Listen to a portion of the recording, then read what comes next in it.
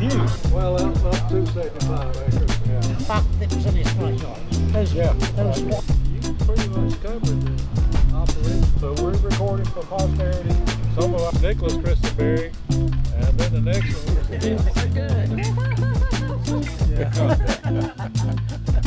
Okay, well here we are in Concord, North Carolina, actually more precise Harrisburg, North Carolina, where the Christenbury farm is located about 8 or 10 miles from here, north of here. But we're here for the 2025 Christenbury Summer Reunion, and we're honored to have today that Eric and Lynette and Eli and Silas brought the original 1940 Caterpillar D2 that Dad and Granddad bought new, and the 1938 Terracer that Dad and Granddad bought new.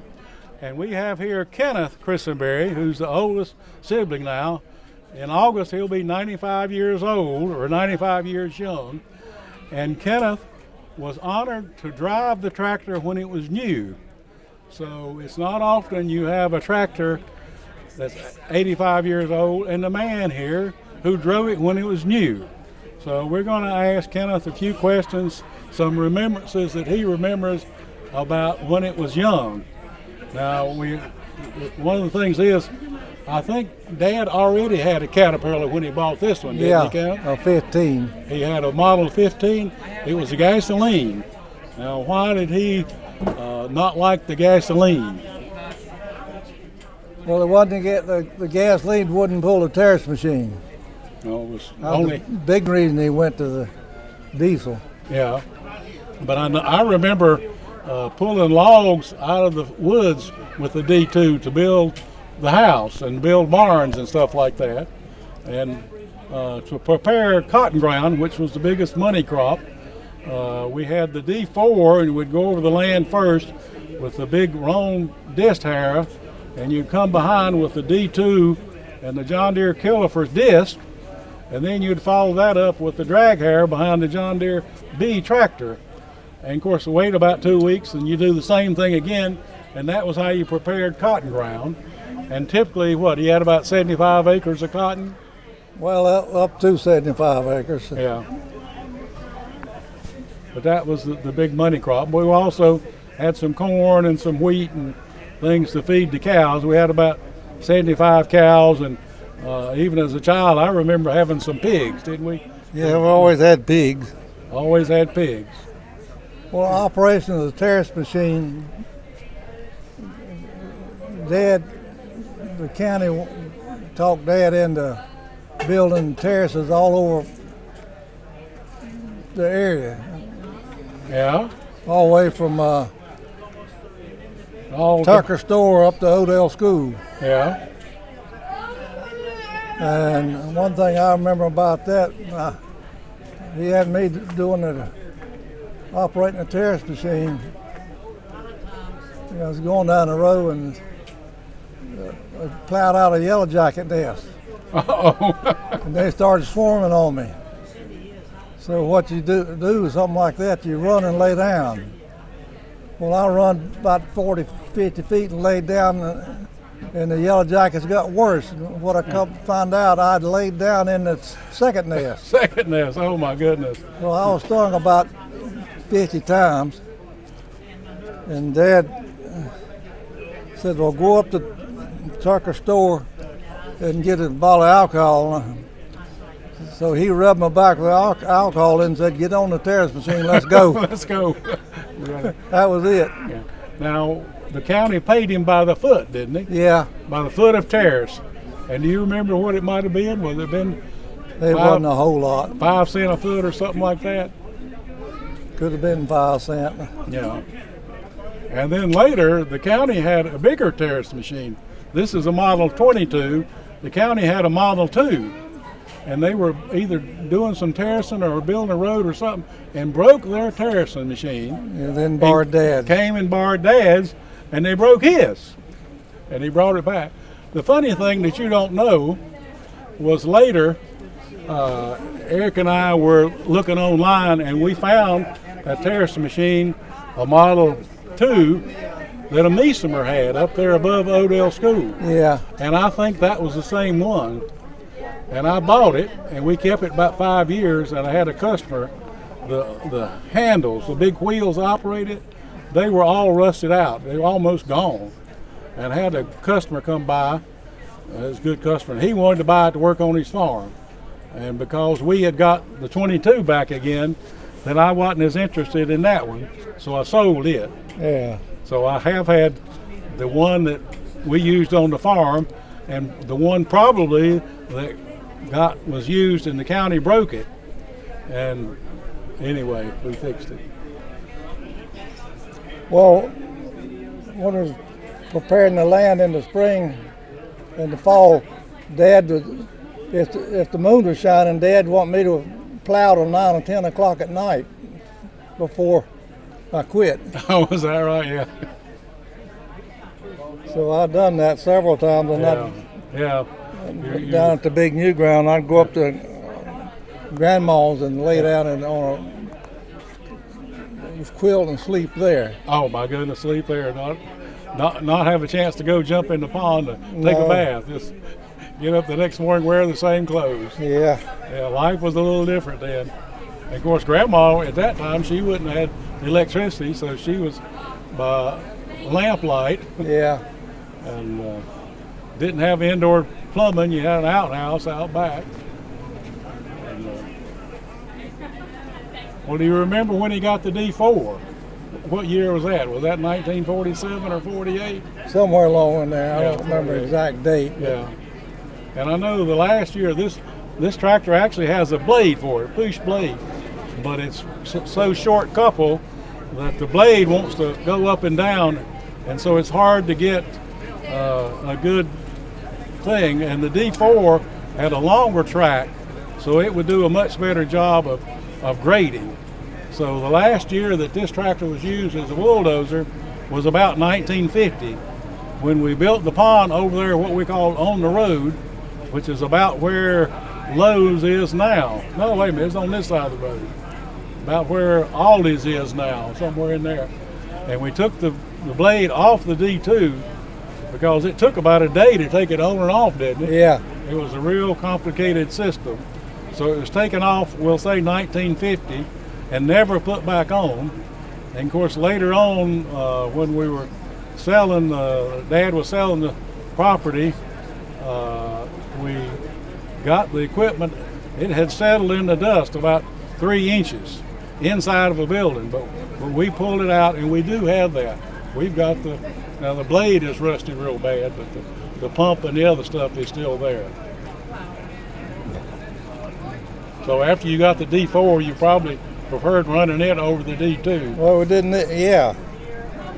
Well, trying to push stumps out with the D2 didn't work too well. Yeah, so the D4 is much more powerful. Yeah. So now, out of the years that you had it, you worked there on the farm with Dad. Did you have many trouble with the tractor, or just wearing it out from use? Wear it out. We had to put the clutches, steering clutches in it one time, and seemed like we put rings in it one time. Yeah, well, I wouldn't be surprised, but we don't know how many hours is on it. No. But but it was well used and well loved, and we carried it to the reunion. First time I remember carrying it to the reunion at the Ayler barn, and Dad patted it and said, "This was always my favorite tractor." And, It was a good tractor. yeah, Narrow gauge, you know where. narrow gauge. Like I said, I remember snaking the pine logs out of the woods. Yeah. So It was great for pulling logs. Yeah, pulling logs out of the woods.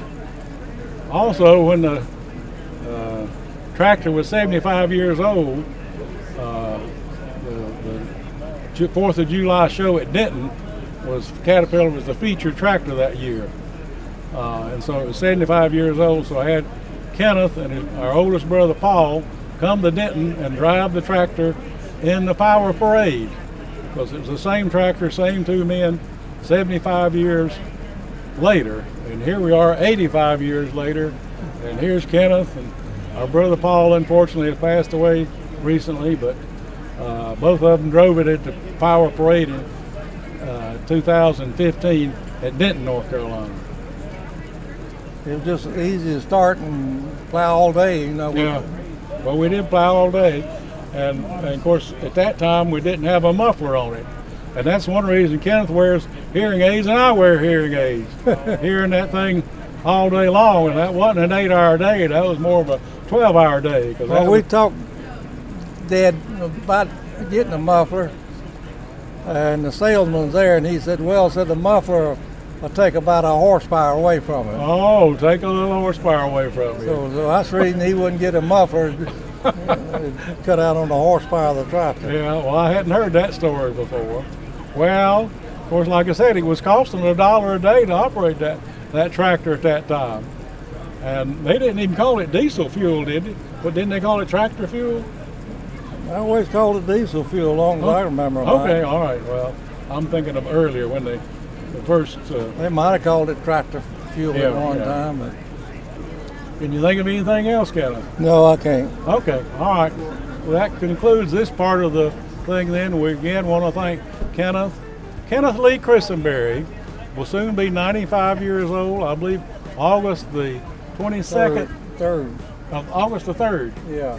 August the 3rd of this year will be 95 years old. Thank you, Kenneth. I appreciate it very much. Thank you, thank you, thank you. All right.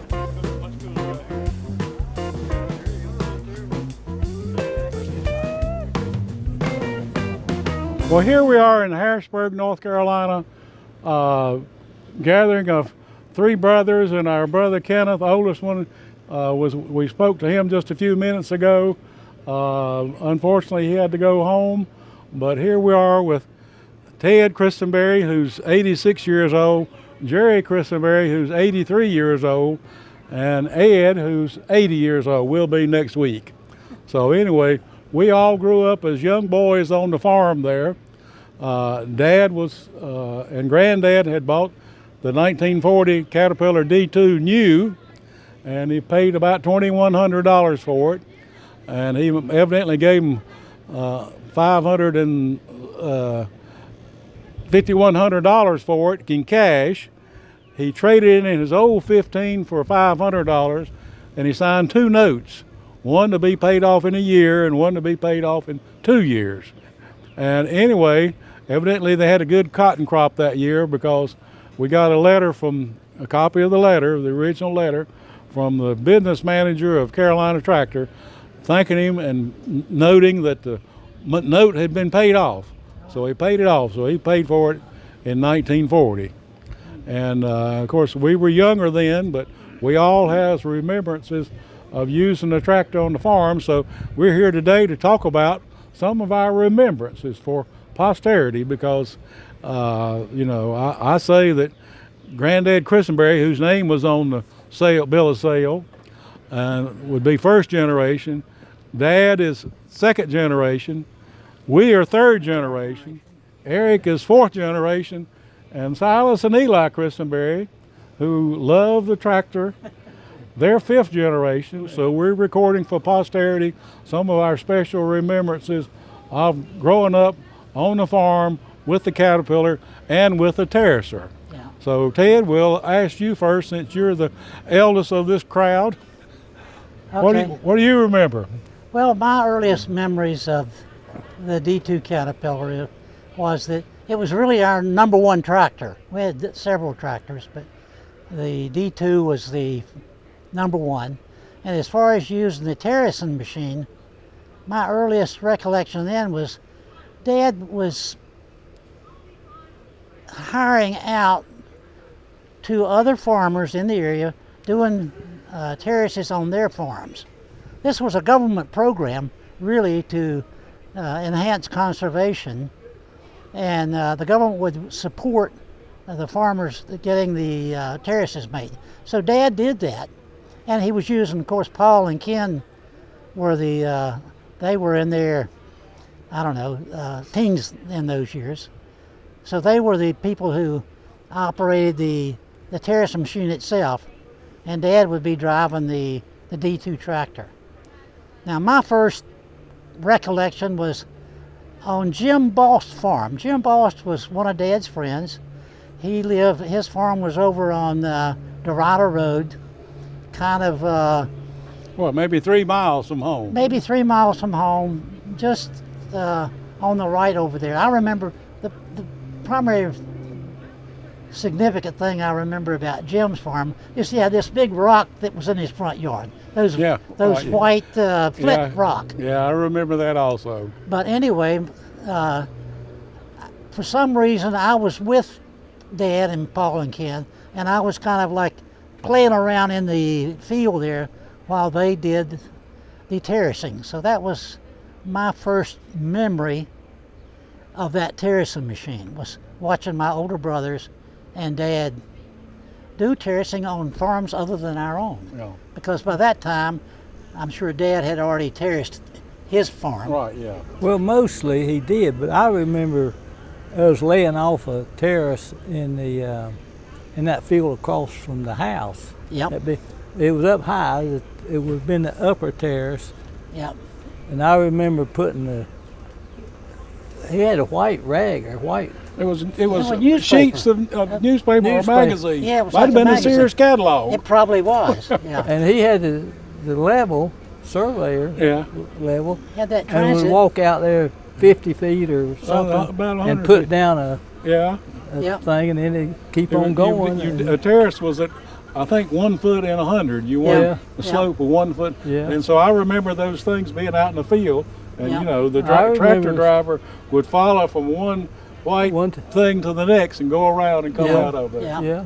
Yeah. Yeah. That was how they laid out the terraces. Yeah. They didn't hire a surveyor. Dad was a surveyor. Right, He yeah. had that transit that was. Had a transit. It was a little. We still have it. We still have it, I Yeah. guess. Yeah. So. Yeah, It's we in the have it in family. Liberty. So it's in our family. Yeah, it's in So there. Silas, you and Eric, Eli, you might have that someday. Okay, I will. I hadn't thought about that, but we got the stand and the target and the transit. Well, that's a critical component of terracing. Oh yeah. Well, that's now where one you thing, start. I'll back up a little bit. Dad had bought the Terracer in 1938, and I don't know exactly when he bought the Model 15 Caterpillar, which was a gas Caterpillar, meaning it had a gas engine, and of course hand crank the front on it. Yeah. But the 15 only had about 15 horsepower, and one of the things he found out was that wasn't quite enough horsepower to pull it like he wanted to do. Well, And the Caterpillar salesman from Carolina Tractor and Equipment Company, which was in Salisbury at that time, came out and said, "Mr. Wood, we've got this newfangled diesel Caterpillar." Now remember, they'd only been selling diesel engines in Caterpillars for about 9 years, Not very 10 long. years in 1940. Yeah. The first one was sold in January of 1931, so 9 years technically, and said, this thing has so much more torque, pulling power, and you can run this thing on about $1 a day of tractor fuel. That was one of the reasons he bought the diesel D2 Yeah. was because it had a gasoline engine, which Caterpillar had determined that a diesel engine cannot be hand cranked, and of course batteries weren't of the same quality they are today in starters. Yeah. So they said the safest thing to do is to provide a gasoline engine to start the diesel. The starter engine. So yeah. that's what they did on engines up through the 50s. Yep. Maybe in the early 60s you could still get a pony engine, because we got a 1958 D6 that has a pony engine. Pony engine on in it. Okay. So at least through the 50s, they were still Yeah. using the pony engines. Yeah. But there on the farm, we used the D2 for pulling the combine. We had an Alishamel Model 66 combine, which maybe, what was that, a 6-foot cut or something? A Maybe curtain went up, five or six. It was not very wide. not very wide, and And- it went into sacks. Yep. You had to hand tie, like if you were combining wheat, you had to hand tie that Yep. and slide it off out in the field, then come by and pick up that sack and put it on the thing. But I remember not only us doing that, I remember Shuggy doing that. Yeah, right. Yeah. Shuggy was one of her, as a newly married Yeah. to my brother Ken, Yeah. one of her jobs ended up, of course, in the field. Yeah. She was riding the combine with me, helping tie those sacks Yeah. and throwing them overboard, and then installing the new sack Right. before you filled up the the first one. So, Yeah. but Shuggy learned early about farm implements. Yeah, having to farm. And, Yeah. yeah. And the D2 was used to pull disc tariff Yeah. because cotton was one of the about 75 acres of cotton. That was the money crop Yeah. there on the farm. I mean, we had pigs and we had cows, and the cotton was the money crop because we had some wheat and some corn, probably for animal fuel. More for food. animal feed. Yeah, mostly animal feed. Yeah. But anyway, so to prepare the cotton ground, went across that a D4 with the big bog harrow, came behind with a D2 and the John Deere Killifer harrow, which, by the way, the Christenbury Caterpillar collection has both of those in our Yeah. collection. Yeah. And then you came behind with the John Deere B, which again Eric and the boys have, Yep. Yep. pulling the drag harrow. Now we don't have the drag harrow. Yeah. And then about 10 days later, you went over it and did the same thing again. You're ready to plant cotton. Yep. Yeah. Yeah. So, And then- Jerry, what do you remember? Well, that you pretty much covered the operation. Well, I with the didn't. I don't tractor. want to cover. I want some remembrance of you. What's the scariest time you remember? Well, the thing that sticks in my brain for all these years was that time I was going kind of on a sloping area with the disc harrow and ran over a big old rock, a boulder. It was probably as big as that water cooler. wasn't Felt that that big, way. but it was like this, and Yeah. it threw that tractor up on its one side. Yeah. Now that scared me. I never did it again. Yeah. I watched where I You was watched going. where the tracks are going. Watch where the tracks. Yeah. Watch where the tracks, because Yeah. Yeah. we had some hills Yeah. that were pretty steep in Well, there on the areas. new ground, what's so-called The new new ground ground, hill, yeah. that was steep hill. And that place over on below the old what's the house over on the road? Holbrook the House. Holbrook house. Holbrook House. Yeah. And then down behind it was that other old wooden house. Yeah. Yeah. That That was was- kind of a. There was a barn down there behind There the Holbrook house. Well, this And is there was a wooden kinda house cl- down in the alfalfa field. Yeah. So. So that's the one that. Yeah, I behind don't that remember house. that house. Yeah. Yeah. Well, I can just barely remember the Holbrook's house burning. Yeah. Well. Yeah, that was burning when we came home from school one Yeah. day. I Yeah. remember we. Yeah. Right. We were on the school bus. And Yeah. it was Yeah. still going. But Yeah. the other thing I remember is trying to crank that little pony engine. It usually would crank pretty good, but there were times you could get worn out pulling that rope. Yeah. Pulling a Oh, rope yeah. because it's not electric start. It's No, a it's rope electric start. That's, Yes, that's manual A start. muscle power Yeah, start. muscle Yeah. part of the start. And But- when it run good, it was fine. But there Yeah. were times you had to keep this. Mm-hmm. What was it? A single cylinder or two? No, it's cylinder? two cylinder opposed. One on each side. Yeah, opposed. Yeah, Yeah. Yeah. But But runs on gas, and then you would cut the gas off after you got the diesel going, and it would run for another couple of minutes, Yeah, drain and the then it would tanks. run out of yeah, gas. yeah. But Yeah. you had to fill up both gasoline and diesel Yeah. to Oh, yeah. operate that machine. But we spent a lot of time on that old tractor. Oh, that I was. know. I think that was the number one tractor until the John Deere came along, Yeah. and then that kind of split it. Well, we And did. the- We had to run the disc harrow. Oh, yeah. That pulled the disc harrow Yeah. over all the fields. We did that more Yeah. than the D4. Well, the D4 was the big, heavy-duty disc. Yeah. Wrong disc. You had the Caterpillar before the John Deere? Yeah. We had this Caterpillar The, for the 8 years before the John Deere showed up. The B John Deere. Yeah. The John Deere and the D4 showed up about the same time. Yeah, they were The about late the same. 40s, wasn't they? Had Yeah, made like some, 48-ish, yeah. somewhere along A there. big cotton crop that year. Yeah. Made, That's when they went into. He went into business with Hugh Naylor, yeah. and they got the stripper, Cotton and, stripper. and the Cotton hay duster. baler, and the Oh, side delivery rake. The two of them went together, Yeah. and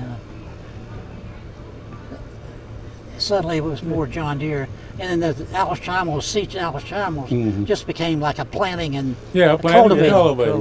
That was it. that was a kind of a Yeah. only thing we did with that afterwards. Mm-hmm. So, But I think the D2 was mostly used in running the disc harrow. Yeah, Yep. well, that's what Oh, I yeah. remember driving it more than anything else, other than when we were cutting the timber for the house. I remember it snaking out the logs Yeah. out of the pine trees Uh-huh. there behind Grandma's house. They had those log chains with the hook on them, and you Yeah. drive it. And, Yeah. yeah, I remember that. All of y'all grew up around this tractor, and you know it's a pretty mechanical piece of machine. There's no computers in it, and that pushed all of y'all in kind of the same direction. I mean, you all have something to do with engineering and machines now. So, like, Yeah. how did that tractor push you to where you are today? Is what I'm trying to say. Well, I think maybe if it's just the mechanics of Yeah. how things work, and we had to do the repair and maintenance, Yeah. and that probably had some influence on Yeah. us. And I think a lot of it is Dad himself. Dad would have made a great engineer. He had so much. He would go look at a piece of equipment operating somewhere else. He'd look at it and study it. He'd go home and make it. Yeah. You know, like a seed cleaner is an That's example. right. Well, He saw one working at another place, and he had the engineering in him that he could see what was going on, what was driving it, how the response was. So he went home and made a cleaner, and but the seed cleaner's sitting back in there where the caterpillars are, aren't they? but that that was red just thing? that's one example of him Yeah. as a largely mechanical engineer. Well, he started, somebody drilled a well, so he decided he was going to build a well drilling machine. Yeah, And he got it about 2/3 of the way through. He never did quite finish Yeah, it. yeah. But he got it 2/3 of the way through. And he had an apparatus before the days of electronic signaling. He had a mechanical device through a wire that he could release feed into his horse pasture. I mean, his In the horse barn. from the house when he got up in the morning. He'd go over and pull a handle, and through this just wire, mechanical wire, it would release the feed into where the horses could get at it. And so that would reduce the fact that he needed to go down to the barn right away. So Yeah. there's another example of being a mechanical. Well, he fellow, made so. a tractor out of a truck, didn't he? He did. Yep. I Yeah. was- Was that the gonna 29 mention- Chevrolet? Yeah. I Yeah. don't remember which one it was, but I remember seeing the remains of it out back. Yeah. There's Yeah. a big old wheel. He poured concrete in the, Poured And filled concrete it in it full of to wheel. weight down the Yeah. rear. and Well, So it worked. It just ran hot because it didn't have enough radiator on it for constant lug of pulling. But it, yeah. but Yeah. it ran. But I think to answer your question, Silas, is it's more our inheritance through our dad, while we all kind of drifted a certain way. Yeah. So And of course, this, like, he was always willing to go buy a new tractor. He never was going to invest in a new fancy living room or anything. He put his resources into equipment on the farm. Farming equipment. Farming equipment was what he wanted to. If he had any resources, that's what he was going to put it into. He wanted to make life better and do less. Yeah. Well, I mean, he could have been wealthy being a construction fella, but he loved farming. yeah. So the construction, building houses, building buildings. I know that there's still one building here in Harrisburg that's still there that he built. Well, I but- remember as a kid helping him do that. Yeah. I point that out to Donna this week. That Yeah. hey, Donna, see that building there? Yeah. Yeah. I helped my dad and Rob Caldwell build that building Right. Yeah. But back in the 50s. But So, farming was his first love. Farming is his So first love. he would stop building a building because of farming. Yeah, and then when you laid the crops by, then for a short period of time, well, hey, we can go do some Yeah. construction. And off we would go.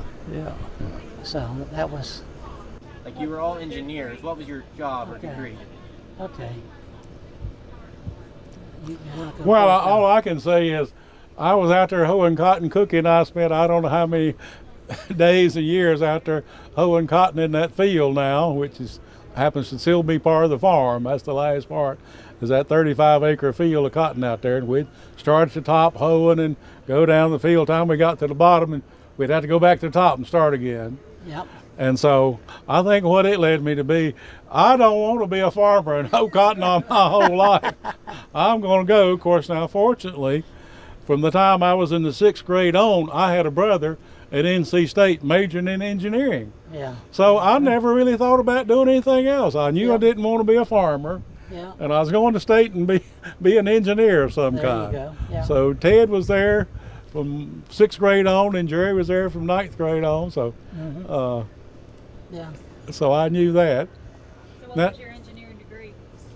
Well, okay, so I started off in metallurgical engineering, which I thought was going to be about machine shop, running lathes and making parts and stuff like that. Well, I found out that metallurgical engineering was about the science It's of chemistry. metal, It's chemistry. chemistry of metals. Yeah. And I found out that wasn't what I was interested in. And so Jerry had a roommate, and Ted, not a roommate, a fraternity brother. Both of them had been in Sigma Pi fraternity. Yeah. And they had a fraternity mate who was in the furniture industry. So I talked to him. I can't think of his name, Jerry, but he was majoring in furniture, and he said, you might like that. So I went over and talked to him, and I said, yeah, that makes sense. I think I'll do that. So that's how I got into the furniture manufacturing and management program, and that's, of course, graduated and went through about 6 interviews and chose a company in Liberty called Liberty Chair, and that's how I got to Liberty. And January 31st, Mama's birthday in 1968 was when we moved to Liberty. And so I have been there ever since. And of course, I worked in the furniture factory for 10 years. One of my jobs was buying the equipment, woodworking equipment. So I had got to know all the people that sold woodworking equipment. And of course, we had most of the same pieces there in the factory. So when it came to selling it, matter of fact, Peggy said, you can't sell air in a jug. I said, well, I know about what the machinery will do. Maybe I can do that. So, so I started selling machinery. I did that for 2 companies for about 5 years. And I said, well, if I do it for other people, I can do it for myself. So I started Crisco Machinery. And where that came from, I said, Christenbury Machinery is too long. Nobody will ever be able to spell it. So I shortened it to Crisco. And so that's how Crisco Machinery came about. 42 years ago. Yeah. Selling machinery and working on machinery for the furniture industry. And of course, when the furniture industry started closing down around 2000, we started moving equipment, especially Eric, for the furniture industry. And so that led to what we are now, 25 years later. We're primarily a machinery mover for all industries, including the furniture industry. I have another story I'd like to tell about my sweet brother Jerry. Jerry had inherited the cow, maybe from Ted, I don't know. We had about 75 white-faced cow, Hereford cow, and we had 1 milk cow for the family to eat. And Jerry was milking the cow, and I was 3 years younger than him, so you must have been in 9th grade or something. I was about the 6th grade. Jerry came to me and says, well, FFA is going to White Lake for a week. Said, I'll pay you $2 if you'll milk the cow while I'm gone. I said, $2? Yeah, show me how to milk. So sure enough, he showed me how to milk, and I milked. $2. He came back. He never would take that damn cow back again. That was your cow. So I was stuck meal with it. forever. I couldn't give it to Cookie. Cookie was too smart to take it. And only way I got rid of that cow was to go to college. So I kept it all through high school. So I had to tell that story. Yeah. Ted was in NC State in engineering, and that's where I wanted to go. So, but I had applied for a scholarship, and I got a scholarship that was for the College of Agriculture. So I said, I guess I talked with Ted about it. Yeah. He said, well, why don't you take ag engineering? Yeah. It's the first 2 years are the same as mechanical engineering. Yeah. Basically, it's just the same. Yep. So that's what I did so I could get that scholarship.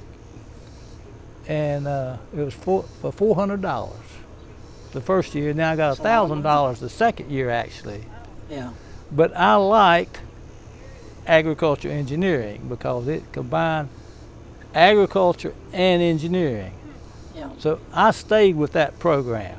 when I started, I was going to go back to mechanical after 2 years, but I enjoyed that, and so I finished that program. And when I graduated, I applied for a job at several different locations, and I got a job offer with Powell Manufacturing in Bennettsville.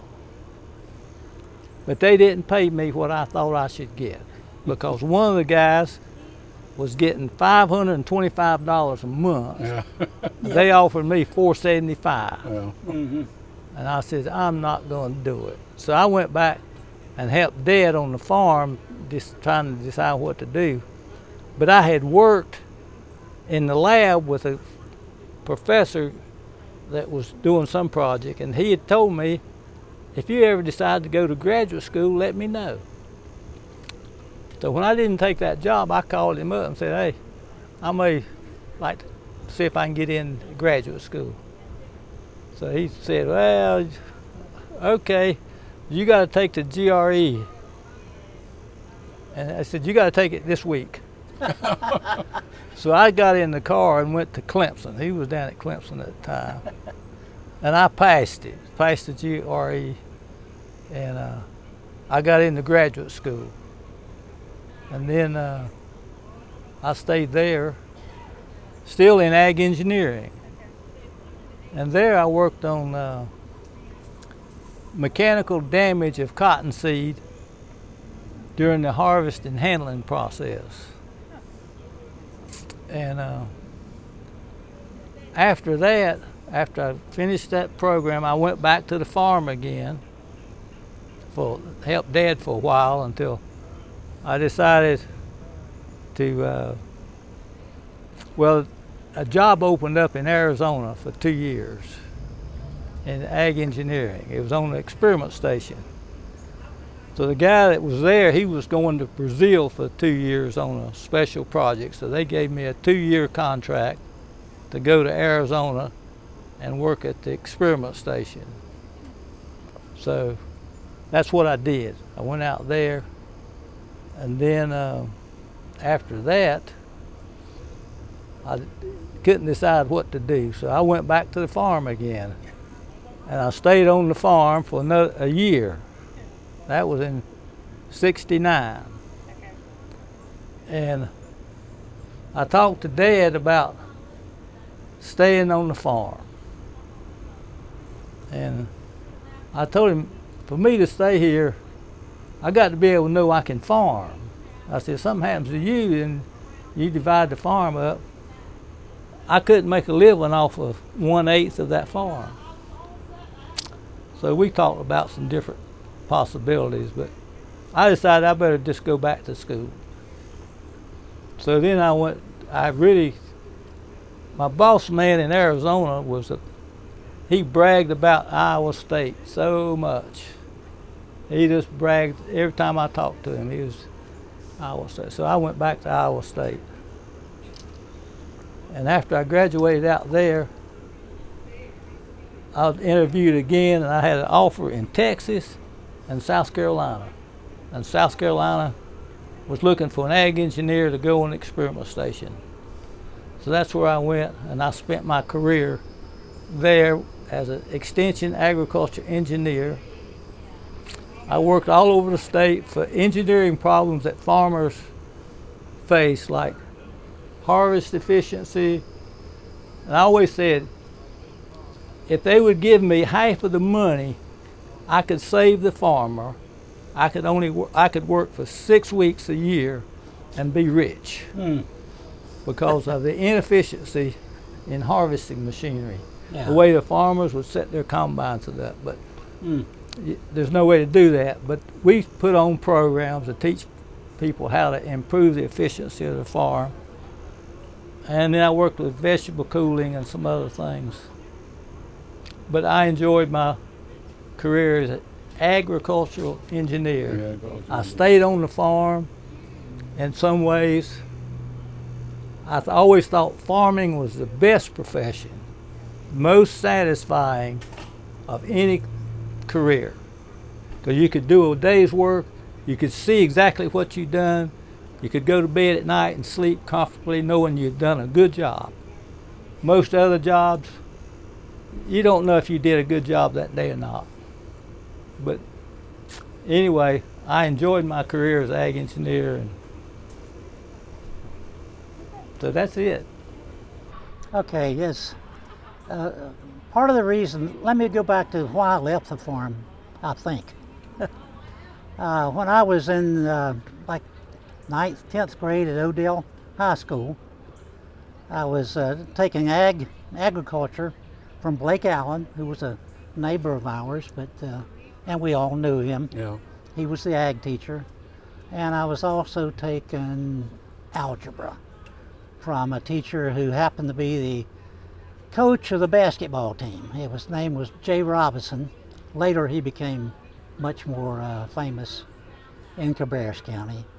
But both those teachers were encouraging me to go to college and study agriculture. Blake says, you need to go to state and to study agriculture.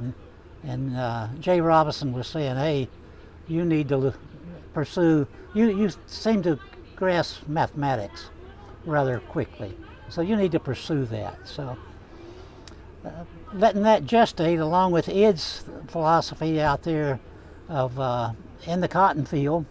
With that case, I had Ed and Jerry with me, and maybe Cookie, where we were, start on one end of the row hoeing cotton, and it may take all day to get to the other end of that row down there on the new ground. So that started me thinking, well, maybe I should go to college. And then I guess not only did Jay Robinson encourage me, Mr. Carl Caffey was he taught me geometry, and he didn't teach me solid geometry. Physics. But he was a great teacher. He's one of the He was. probably the second best teacher I had in high school. Yeah. Yeah. He encouraged me.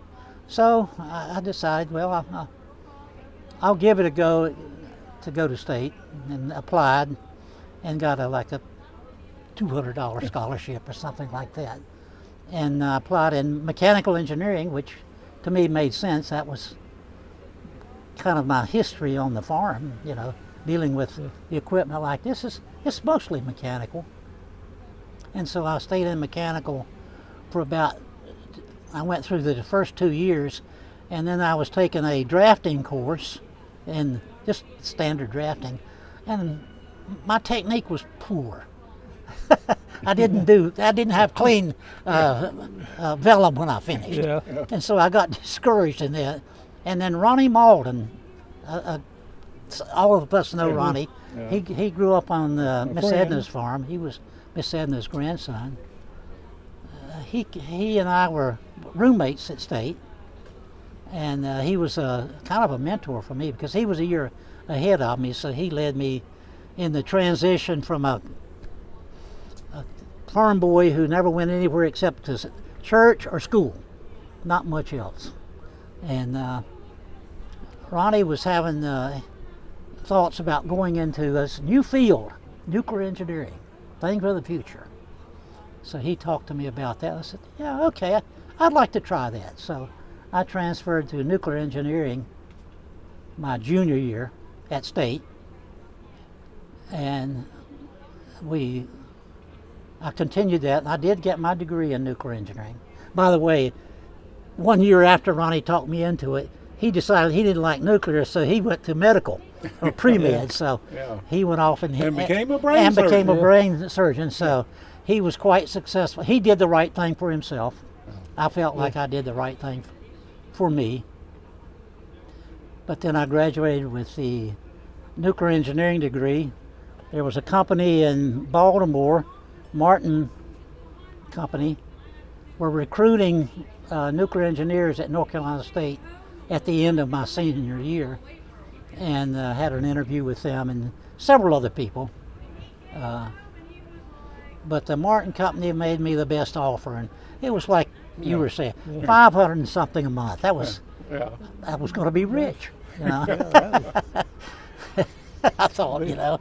Yeah. But anyway, I took that job and I said, well, I'll go up there for a year and see how it goes. Well, the essence of it was in the nuclear field, I really loved it. It was good. It's so I continued in that. And I stayed with the Martin Company. They changed company names, and I changed projects within the Martin Company. Ended up in 35 years at Teledyne, which is, they had bought the Martin Company nuclear division in various projects. And I guess what was interesting is we got into space power, electrical power for the American space program. And we were talking about very small power sources here, something on the order of 100 watts or so. It'll power one light bulb. But with the modern and developing technologies, they could do wonderful things with that, all kind of science they could do. And that was the impetus. Really, the space program helped develop the computer from the massive full building down to what you have now, your phone. But a space program was a part of that. Now, that was really the electrical side of it, not so much the information technology, but we were providing the infrastructure, if you wish, the power to do that in space. And you had to do it with very lightweight because you're going to kick something up to space. Had to be very reliable, and you had to survive the launch environment. A lot of vibration and shock through that. So there was my mechanical nuclear combination coming in, and so I got involved with programs, NASA, mostly NASA programs. Two that I can mention is the Viking program. We landed two spacecraft on Mars in the 1976 period. And then there was a period where I worked in the other areas. And then later, around the turn of the century, I got involved with the Mars Science Lab program, which is a Mars program going back to Mars surface, powered by a nuclear power source. It's only 100 watts, but it was now at that time the computers had got the zero weight and the electronics had got the zero weight nearly, so we were able to build something that moved on Mars, not just land and take pictures, but now it could move. And that was, you've probably heard the Curiosity rover was one of the items that I helped build the nuclear power source for that.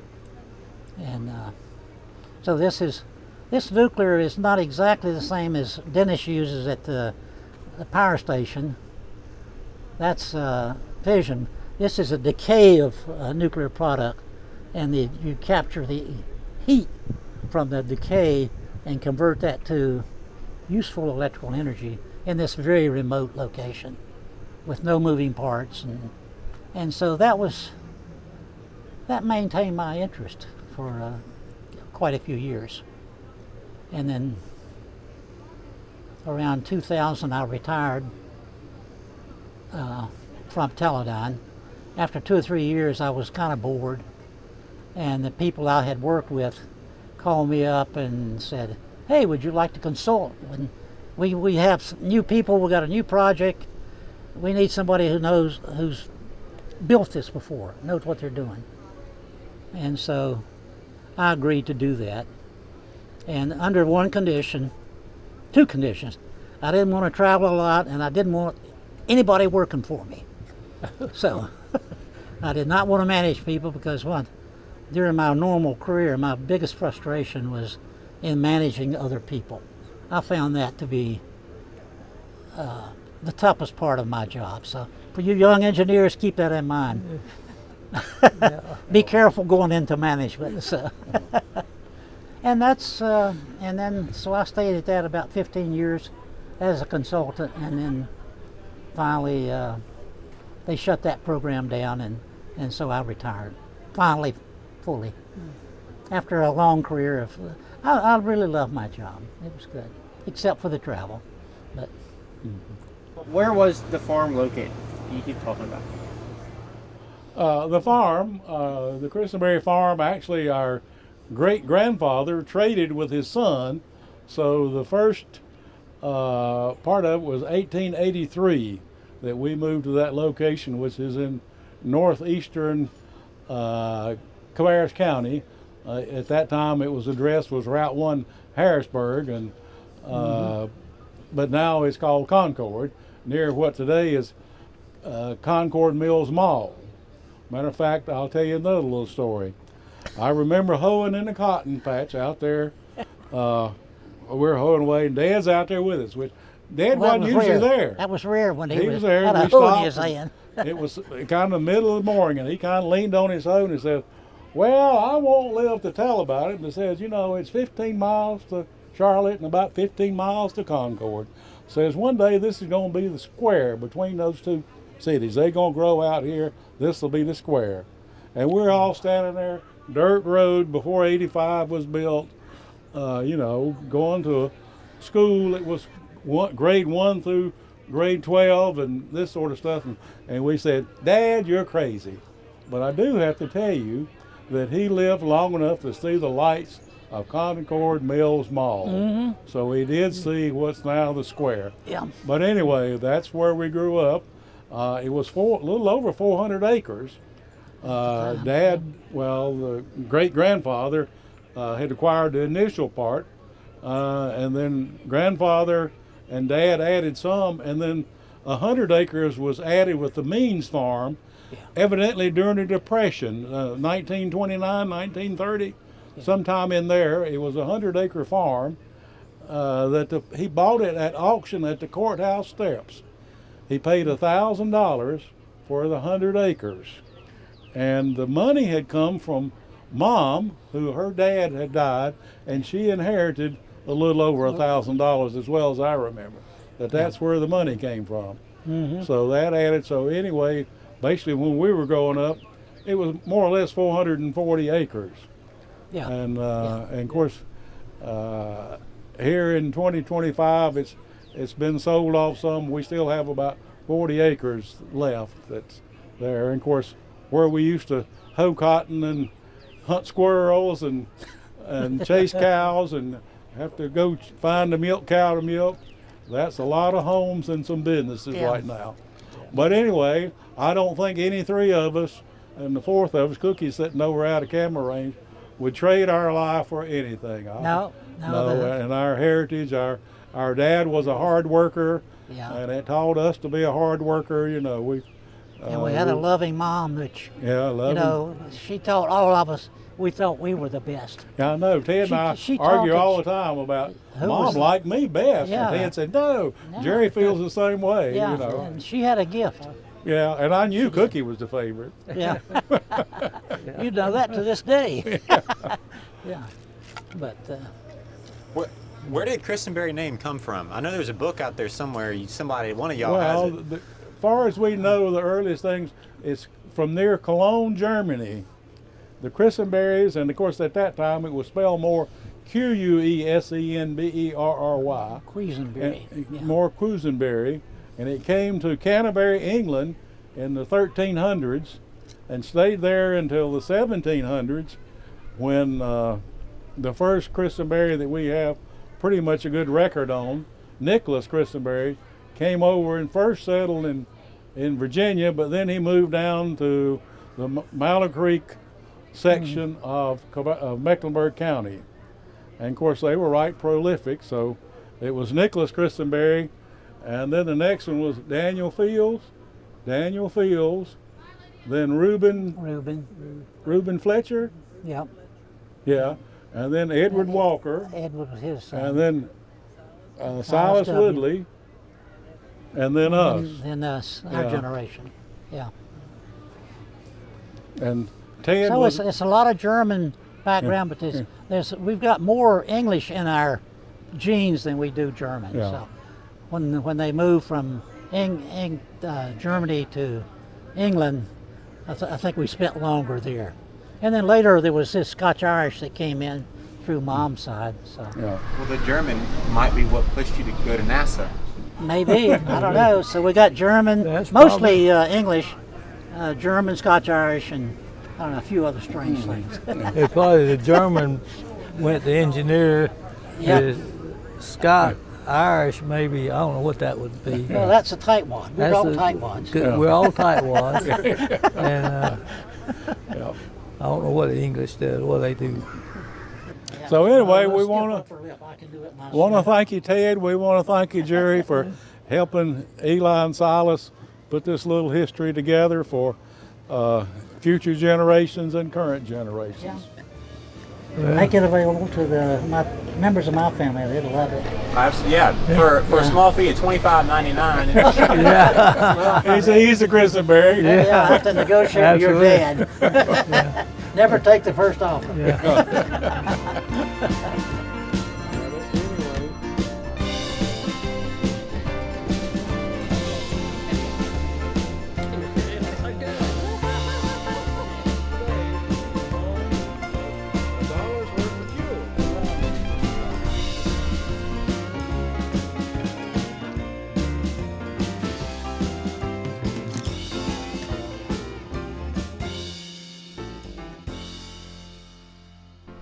We had a problem with the final drive, and I think we welded that sucker to keep it from slipping on the back end, in its latter years of work on the farm.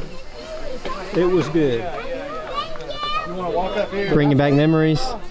Yeah. I remember parking this sucker where the picture in there, backing it in there. Because I was back on the farm helping Dad. What years was that? 66 I stayed on the farm, and in 69 I was on the farm. We used it a good bit. I was debating whether to stay on the farm or go back to school. Do you remember when you parked the tractor under the barn for that aerial shot of the farm? Yeah. Well, not the aerial farm, but this, I don't know. This picture here.